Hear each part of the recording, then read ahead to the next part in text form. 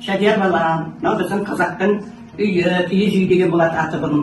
Бұл біздің қазақ көшіп қонуға арналған. Бұны тез жығып, жылдан қайтадан тігуге арналады. Бұл қыста жылы болады, жазда салқын болады.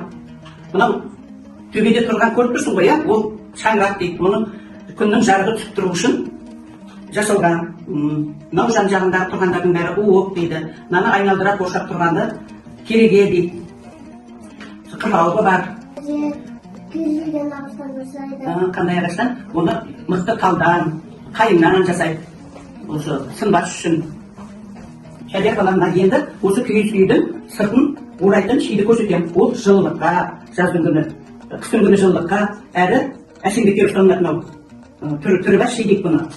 Балам, мына әуелі мына шиді біз орап аламыз, бүйтіп айналдыра. Енді осыны мына ауыртпалықпенен біріне бірін қарама қарсы бүйтіп айналдырып отырып, мінекей, бүйтіп тоқимыз. Сол кезде жіп бірін бірі беріп ұстап тұрады, ши тарқатылып кетпейді.